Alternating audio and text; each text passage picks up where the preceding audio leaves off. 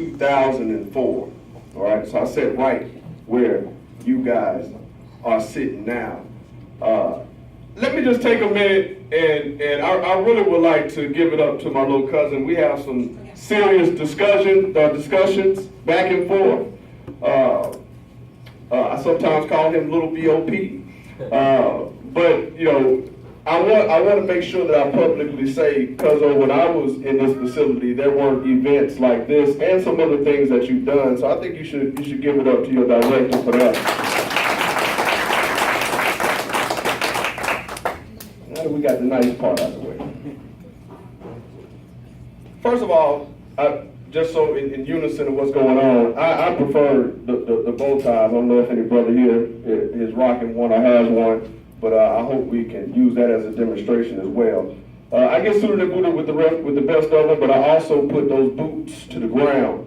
I founded National Action Network, which is Reverend Al Sharpton's civil rights organization, in 2006, and I'm responsible for the acquisition of the Southeastern Regional Headquarters that's in the historical West End District. So I'm the founder and the former president. In 2014, I moved on and started my own civil, political, human, and mentorship organization. I represent a number of families. I spearhead putting together teams such as clergy, politicians, and attorneys. Has anybody in here heard of the 17-year-old kid that was found down in Valdosta, Georgia, in the middle of a wrestling mat, found dead, by the name of Kendrick Johnson? Can you raise your hand if you've heard of Kendrick? Worked very close with that family. Ariston Waiters, I know some of y'all are just coming home, but Ariston Waiters in Union City, Georgia, that was shot twice in the back by Officer Luther Lewis, and actually that particular case went to a second grand jury. If anybody in here, which I know we got a lot of lawyers in here, went before a second grand jury, which is rare, and it also changed the legislation of grand juries here in this country, here in this state. Baby Boo Boo is my last thing. I'll go into my spiel. Baby Boo Boo was a 19-month-old toddler out in Habersham County, Laotian and white, and was the victim of a botched no-knock drug raid where they tossed in a flashbang grenade and literally blew this 19-month-old toddler face open and chest open. Did anybody hear about that case? We actually got federal charges, but for one of the rare times, fellas, the feds lost in court, which was rare, so the officer walked. Let me just say this. Come about this. Does anybody know the recidivism rate, the return rate once you get out of prison? 78%. Close, 77, 78% within 5 years. Make no mistake about it. You can get suited and booted. You can tie it, you can do a Windsor knot, regular knot. They are looking to put you back in. Okay? Let's just get real. Okay? Even Mr. Riggs. Now when I say Mr. Riggs, I'm not saying that's his objective. If you do what you're supposed to do, I think he would help any individual in this room. Would anybody agree with that? But if you come slipping, you're gonna slip. That's here. You kind of got a safety net here. You got a team that's looking out for your best interest here. Man, when you get outside these walls, you scarred for life, right? And I can talk to you like that because listen, I'm a convicted felon. I would run down my number, but this is being recorded, but it ends in 019. I spent 30 months, which I know was probably as much time in the child line as some of you spent. Short time is what they call me. But I spent 30 months unjustly incarcerated. We ain't gonna get into that. That's how I came out and did the things that I'm able to do. 13 of those 30 were in the hole, solitary confinement, all right? So I kind of feel like I can speak to some of you guys on a certain level where you'll hear me. That's why the mentorship program, that's why the political activism, that's why I take it so seriously, because some of you have committed the crimes they say you committed. And some of you got unfair enhancements and upward departures. Would I be correct? Oh man, come on, y'all speak up. Would I be correct on that? I mean, come on now. Some of you got high restitutions and high fines that this ties and tacos getting you dressed up and making sure you get that check will help you pay for some of them high restitutions and fines. Some of you are currently paying, is it still 25% of your gross in here? Paying for a bed that 3 other people are paying for in here. I'm just gonna keep it real. I didn't like Dismas. And I hope that Mr. Rick's co-workers and colleagues are complexed enough to understand why he brought me here. I don't have to like it. He wasn't here when I was here. Matter of fact, I think he was in high school or something like that. But I'm proud of my little cousin for watching the journey that I went through, for watching how this portion of the criminal justice system works, and is trying to do his best part to somewhat make it even. Now, he can't make it all the way even because he didn't create the system. But it's good to have good brothers and good sisters in places. So, again, I know they're probably going to say, Mr. Riggs, why did you invite your family in here? But before I get to the meat and potatoes, I'm already there, but before I really get rolling, I want to acknowledge 3 people. 2 who have not been here since they came to visit me on my last visitation day. That would be number 1, if you raise your hand, my mother, Cynthia Coleman. This is her first time back in here in ages. And my wife, Nakia Coleman. And raise your hand, Chase Coleman, who wasn't even thought of. So I want you all to understand, and just give me a moment to understand the emotions that's running through being able. This is my 2nd time in this facility. I came here about a month ago, and I just stood out in that parking lot and I just stared at that Dismas sign. See, I'm not putting no doom and gloom on it because I know y'all just came from a place far worse than here, right?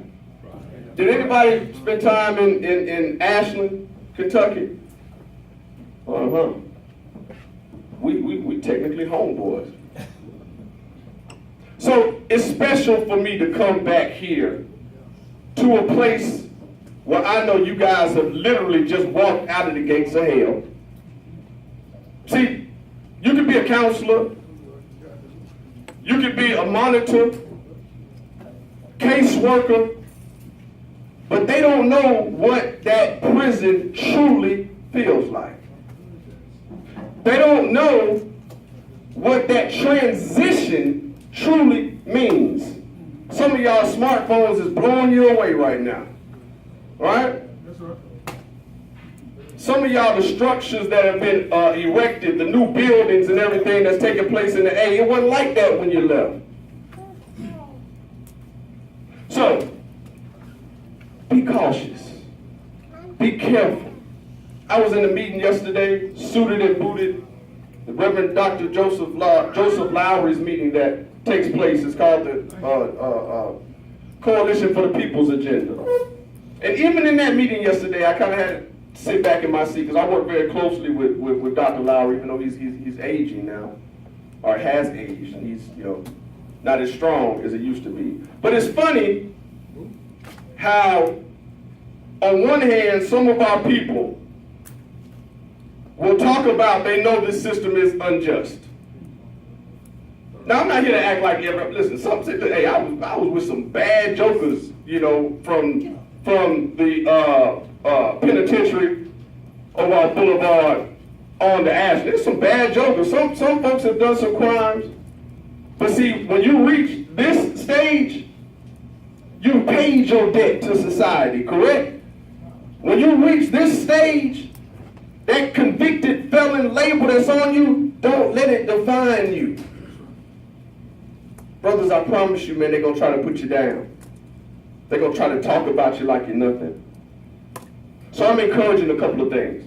Be cautious, one, and I'm encouraging entrepreneurship. Now, let's keep it real. Not everybody is going to be able to walk out this door and open up a business. You got to stack your paper, right? You got to start getting your checks. But I encourage convicted felons. Well, let me ask a funny question real quick. How many How many former inmates do we have in this room? How many former convicts do we have in this room? Okay. Y'all feel me on that, right? There's a little saying out there, and this ain't no knock if you raise your hand as an inmate. An inmate is one that did everything that they were told to do. They lost all of their manhood once they walked inside that prison. The convict was one that still held his head high. Am I lying? Right. See, Mr. Wicks brought somebody real in here to talk to y'all, right? But I know y'all got them tacos, so I'm not gonna take up too much time. The recidivism rate, so you know they stacked against you. Once you get that probation officer, you gotta document every expenditures over 500. You got to check in whenever they want you to check in. Some of y'all are gonna have to make sure that you pee in that cup while they watching you. I mean, a lot of degrading things, right? Well, not necessarily a lot of degrading things, but I couldn't stand that urine test. That's just one thing. But you got to make sure you got to do what you got to do to get out of this system. Raise your hand if you want the BOP out of your life.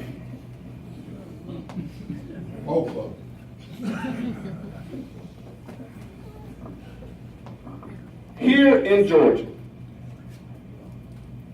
you are able, once you complete everything that you need to complete, your probation, your supervised release, you are able to have your voting rights reinstored. Did anybody know that? All right. You are able to have your voting rights reinstored. Don't reinstate it. Don't let anybody tell you differently. Your other rights, though, I promise you, I'm actually still working on that. And I know that might not go well in this particular room, but those who don't have violent crimes, I don't see why the right to bear arms should not be given to convicted felons without violent crimes. If they gonna clap on that, you can clap on that. Yeah. Clap on that. Listen, nobody's talking about running out here doing anything stupid, you know, because let me trust and believe. As it stands right now, it's automatic 5 years. So I'm not in here advocating for convicted felons to pick up no weapons. Trust and believe that. But what I am advocating for, if I can, with the stroke or the push of my finger, my index finger, if I can elect a candidate that can possibly destroy my whole community and this whole country, then why in the hell would I be able to protect my family if somebody tried to come in? That's a whole nother story. See, I'm a brother out here fighting for your rights. So while we're doing this ties and tacos, I didn't know I was coming up first. I want you guys just to remember, man, this is a game, man. You got some good people along the way, but it's still a game. These people are in place because you exist. Huh? This is a job. This is your life, but this is a job. So you got to beat them at their game, right? You ain't got to kowtow and, kiss tail. I know some might tell you a little differently. I'm not saying be disrespectful. Be a man. You coming out of that prison doesn't make you less than anybody. Matter of fact, there's some folks that need to be doing the time that you already did who's sitting in high places. So I'm here to interject that strength, fellas. I'm here to interject that spirit of, listen, I have done a number of things. And I'm not big on awards. I'm not even big on talking about myself. But they recently just gave this convicted felon an outstanding Georgia citizenship award. Yeah. Now, someone clap on that. Someone clap on that. I'm not even into awards. I received, for the sake of standing before you and letting you know what I've accomplished, sitting right where you are sitting, I'll run these things off. Right. Activist of the Year last year, received a Community Activist Award from Derek Bozeman's Lawrence McMahon. These are accomplishments that are hanging on the wall, but I ain't never forgot where I came from, right?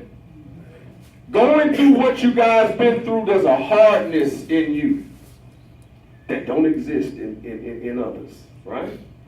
You can look through a joker, right? I mean, look right through him. Am I lying? Right. Sisters recognize that realness that you have. Now, before I get off this mic, I know they want me off. You also gonna have some things that you got to deal with. Some anger inside you that you got to deal with. If you like me. I spend every single day that I wake up trying to give back the pain to this system that this system calls me. Touching my mother behind, or acting as if I'm touching my mother on the glass. Giving a kiss to my girlfriend or fiance at the time as everybody is crying. I still got anger in me. Raise your hand if you got anger in you. Mr. Ricks ain't gonna give you no demerit if you know that. Being honest. You gotta deal with that. Because there's gonna be some jokers out here on these streets. They're gonna test you. Some of you, when you get back into that dating scene, you're gonna have some females that when you guys get into an argument, she gonna threaten you. Call your probation officer. I'm just being real. I mean, I didn't come here. I thought so much, man, about what I was going to say. For my first time speaking, it used to be payphones or something right here. Is that correct? I think I kind of remember that. I remember calling, I told this my mother here, but my grandmother raised me as well. I remember calling, I believe this was right here, a payphone, calling my grandmother who had just been diagnosed with cancer from this phone. Right there. That was not there anymore. Yeah. Memories. So, and then when I got back to the back, everybody kicking, having a good time, not understanding the pain that goes with losing years of your life. The world didn't stop spinning when y'all was behind the walls. Matter of fact, it probably double time when you were behind the walls.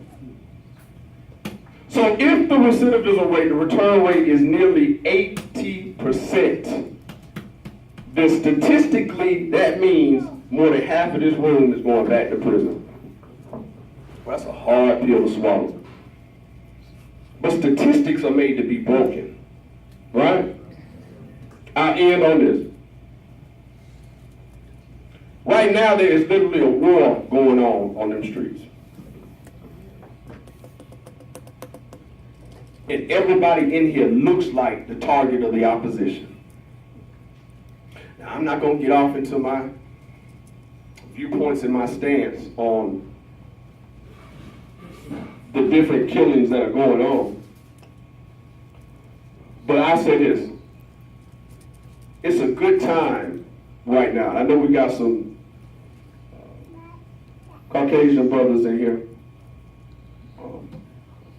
But I've got Caucasian comrades that are on their front line when it comes to some of the mobilizing and the organizing that's going on. But I'm just not a brother that's in the streets and protesting. We're talking about an effective legislation change. We're talking about putting politicians of our interest, from us, by us, in office.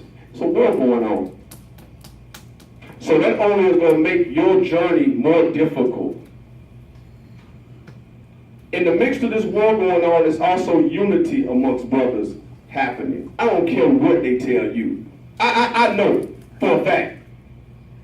You're talking to one that actually, through Reverend Sharpton, has had the chance to meet and talk with this current administration, and I also talk with the current administration of the GDs and Power Rules and Crips. It's a wide range I just spit to you just then. It is a unity in motion. So come out, join what we like to call this revolution. And all I'm saying by that is do what you got to do to get this BOP off your back. Do what you got to do to start your lives over again, man. Chase, raise your hand one last time before I close.